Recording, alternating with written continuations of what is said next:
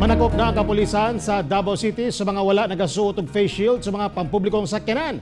Samtang sa General Santos City, mga pasahero nakadawat og libreng face shield. Anang report. Adlong Sabado, gipatuma na ang No Face Shield, No Ride policy.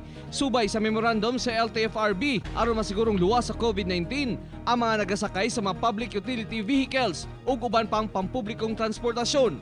Subay niini, gimanduan na ni Davao City Police Chief Police Colonel Kirby John Craft nga striktuhan ang pagbantay ug ipatuma na ang mao memorandum. Busa, pagadakpo na ang mga malapason. Kaya yung ating mga sinabihan din yung mga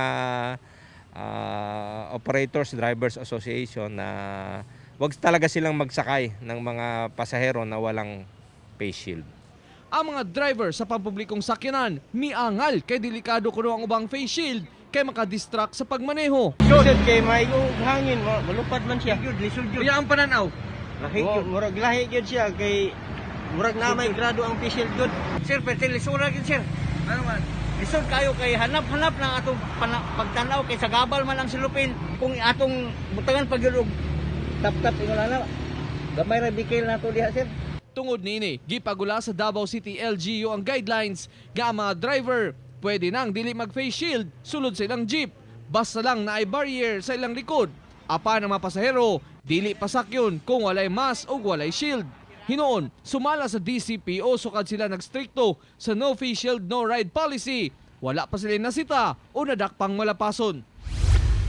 Sa General Santos City, ginapara sa mga sakop sa Progressive Transport Group o PATAG ang mga public utility vehicle aron susihon kung nagsuot ba og face shield ang mga pasahero ug drivers. Kung wala, pahinumduman sila sa regulasyon nga kinahanglan na kini. Dayon hatag og libreng face shield aron ilang magamit. Bisan dunay uban nga dili ganahan magsuot ini, tuman na lang gayud kuno sila sa balaod. Salamat kayo sa taga-LGU Jensan sa hatag nga official. Under sa pitag nang hatag ta og face shield.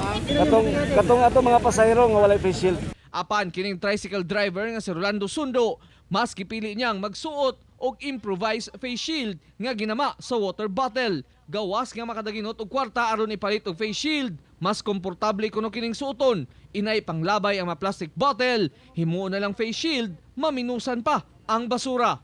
Kay mora may maapa sa pobre. Karte lang yun.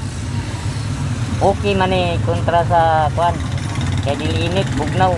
Ako, si Real Soroche para sa One Mindanao.